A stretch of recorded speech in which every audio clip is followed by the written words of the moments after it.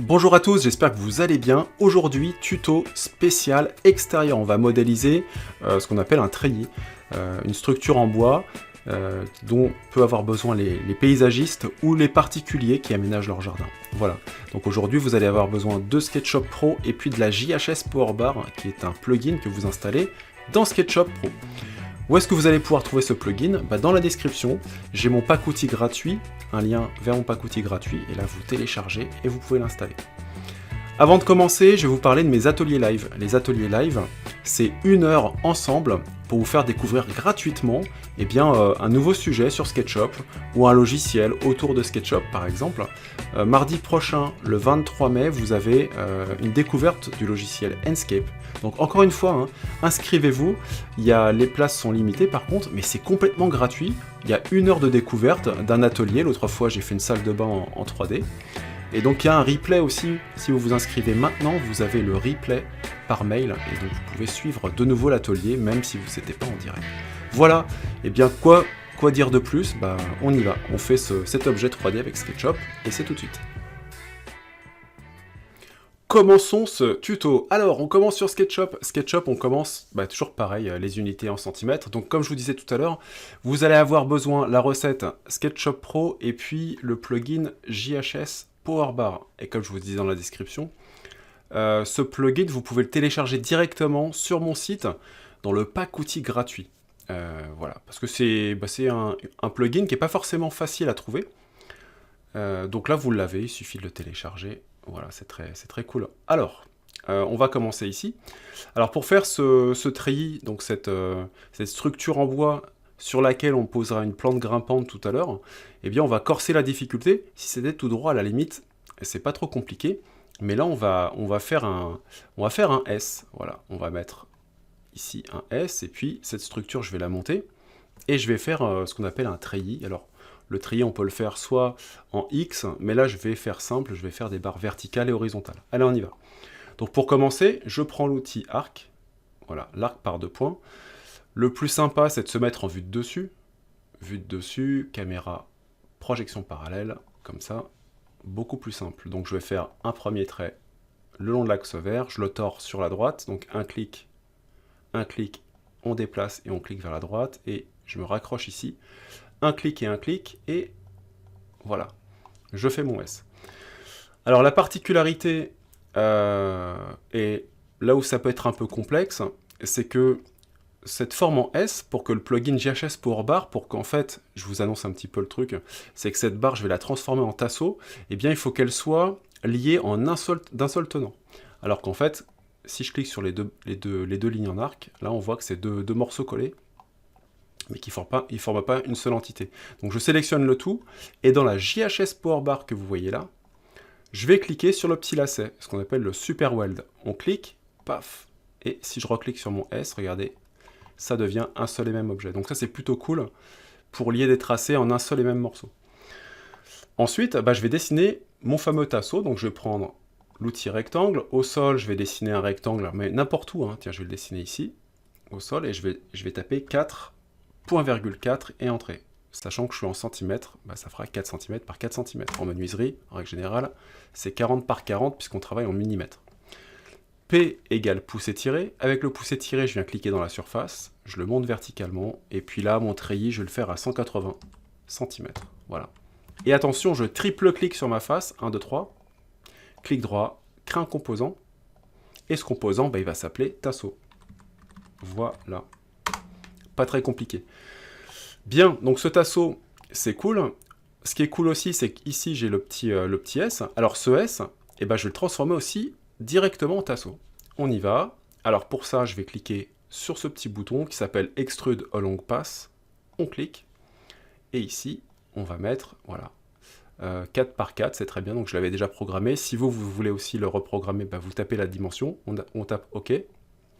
Là, j'ai mon petit profil bleu qui arrive à la base de mon S. Voulez-vous commencer ici? Oui. Voilà. Et là, on a le profil de tasseau qui est au sol, c'est très bien. On clique dessus. En revanche, il y a une petite subtilité, c'est que si on va dans Info sur l'entité, là, mon plugin m'a créé un groupe. Moi, ça ne m'intéresse pas, puisqu'il y aura plusieurs objets. Donc, dans ce cas, mon objet, je vais déjà le monter, Voilà, et je vais taper 180. Donc plutôt 180 moins 4, ce qui nous fait la modique somme de 176 et entrée. Voilà, pour que la hauteur soit 180. Je l'éclate, clic droit, éclater. Et j'en crée un composant. Pourquoi? Parce qu'il va y en avoir plusieurs, donc autant créer un composant tout de suite. Et puis je vais l'appeler tasso H, pour tasso horizontal. Donc là on est pas mal. J'ai mon tasso en hauteur, j'ai mon tasso vertical. Là j'ai toujours ici, vous voyez, le S, donc la courbe de départ qui, elle, n'a pas été modifiée. Elle n'a pas été fusionnée avec le tasso horizontal. Et donc je vais m'en servir maintenant, je la sélectionne. Et là je prends encore un autre bouton dans ma JHS Power Bar. C'est ici Copy Along Path. Donc c'est-à-dire que je vais faire des copies répétées le long d'un trajet. Donc petit 1, je sélectionne ma ligne. Petit 2, je clique sur Copy Along Path. Et je sélectionne le composant qui m'intéresse. Et vous voyez qu'automatiquement, mon tasso va venir habiller ma courbe. Et ce qui est génial, c'est que, je vais revenir en arrière, donc je sélectionne, je recommence, Copy Along Path, je clique sur mon tasso, et bien là je peux, avant de cliquer ou faire autre chose, et ben je peux rentrer la dimension, l'intervalle entre chaque tasso. Là on a 25, allez on met 30, 30 entrée, vous voyez, oh, ça me plaît pas, je vais mettre 50 entrée. Donc comme ça on peut vraiment écarter la dimension entre deux tassos, et là on va mettre, pour terminer, allez 20, hop, pour un treillis, c'est pas mal pour que la plante grimpante elle puisse bien se stabiliser, n'est-ce pas? Vous voyez, je sors des mots savants alors j'y connais rien. On enlève le tasso vertical avec la gomme, et on vient vérifier là-haut ce qui se passe. Donc moi ce que je voudrais, c'est que ma structure de tasso vertical soit à l'aplomb de mon tasso horizontal. Pour ça, si vous sélectionnez par exemple juste ce tasso et que vous le déplacez, voilà, pour qu'il soit aligné avec celui horizontal, bah, c'est juste l'enfer parce qu'il y en a une grande quantité à déplacer petit à petit. Donc ce que je vais faire, c'est que je vais double-cliquer dans mon tasso pour récupérer la source. Je sélectionne tout mon composant. Là, ça sélectionne tous mes objets. Et avec déplacer, je viens déplacer mon objet, vous voyez, hop, en touchant une arête de mon tasso horizontal. Et comme ça, tout le monde vient s'aligner. Pour terminer, je sélectionne le tasso qui est là-haut. Allez, on va faire un caméra perspective pour mieux appréhender la 3D. Et avec déplacer, M, raccourci clavier, CTRL PC, Alt sur Mac, et bien je vais prendre le point de départ de mon tasso ici, la base, je le descends.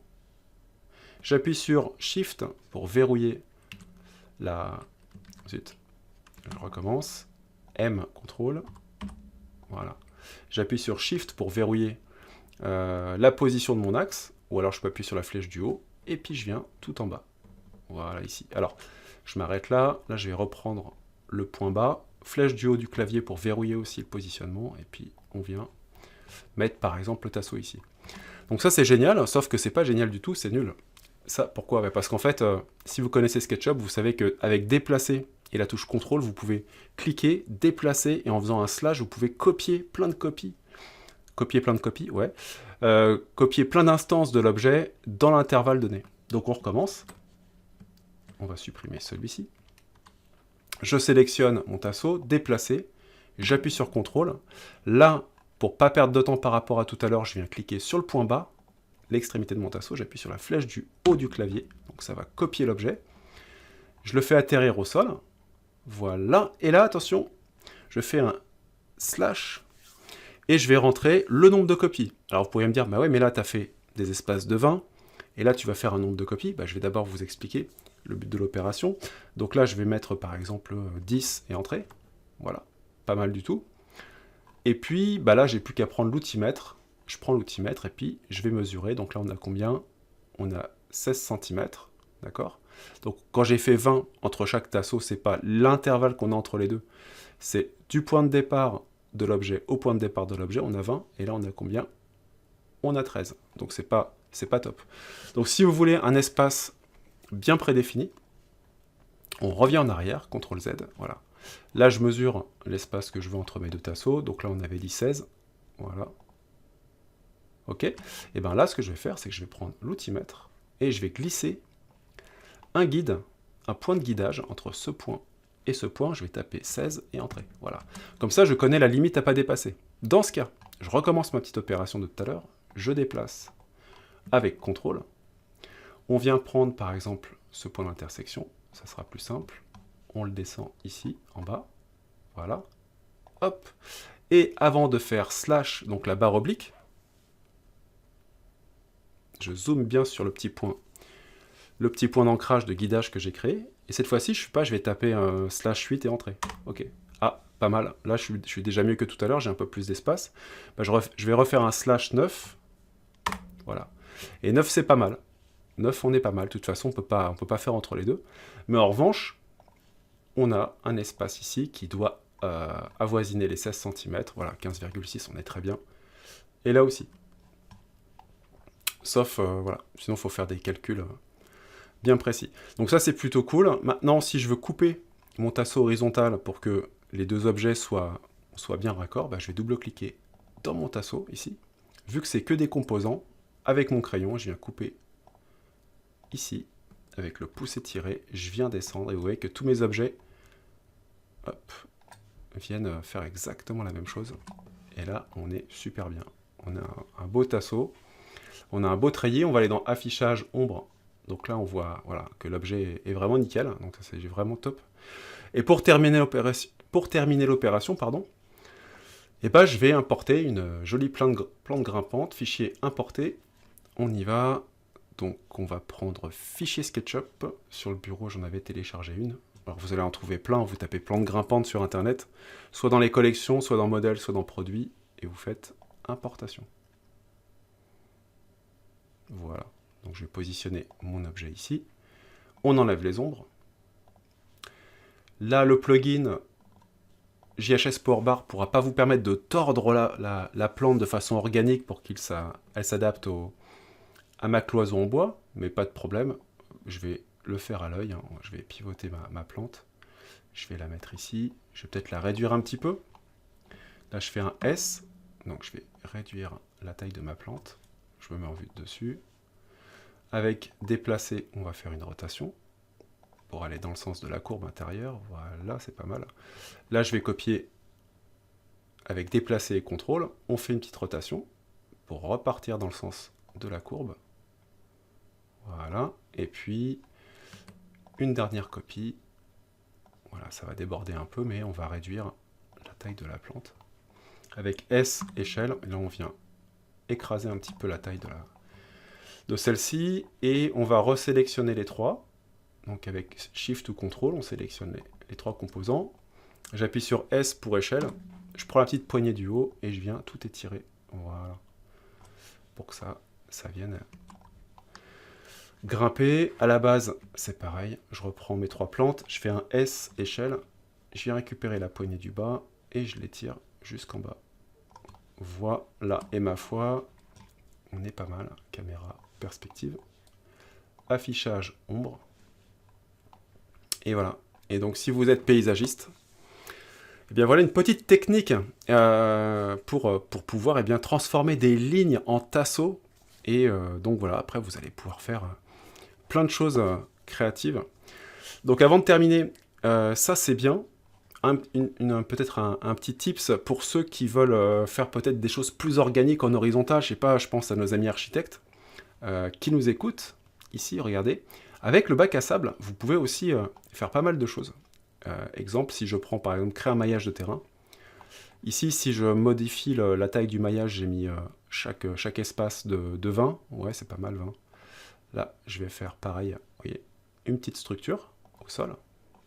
Si je double-clique dessus, sur mon groupe, là, je peux prendre l'outil relever ou abaisser les faces. Donc c'est comme un pouce étiré, vous allez voir, avec un rayon de 200, ça peut être pas mal. Donc j'étire toute ma maille vers le haut.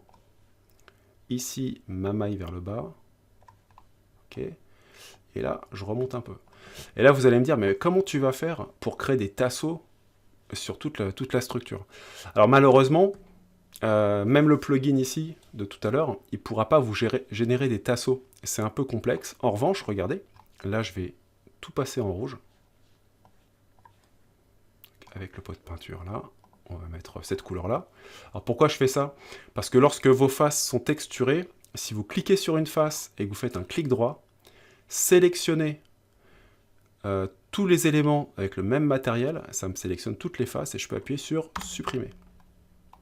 Ok?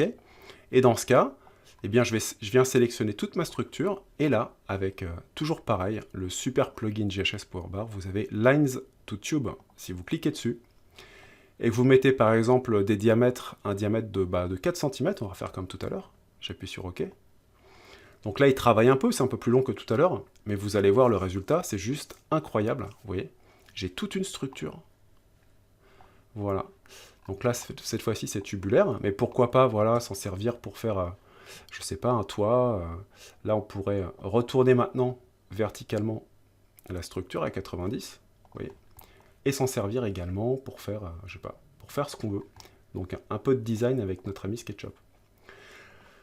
Voilà, donc n'hésitez pas à télécharger le pack d'outils pour installer la barre d'outils GHS Powerbar. Vous avez toutes les informations dans le pack d'outils pour installer la barre d'outils. Et donc, voilà, hein, que dire d'autre que nos amis paysagistes, vous allez pouvoir vous amuser avec ce type de modélisation. Et bien voilà, c'est terminé. Donc là, j'ai terminé avec une petite texture bois, vous voyez, hop, que j'ai rajouté. J'ai double-cliqué dans chaque composant. J'ai mis avec le pot de peinture de la texture bois. Ça se fait super facilement, donc vous pouvez le faire également. Voilà, ce tuto est terminé. Si vous avez apprécié, n'hésitez pas à mettre un commentaire, à liker cette vidéo, ou bien à vous abonner.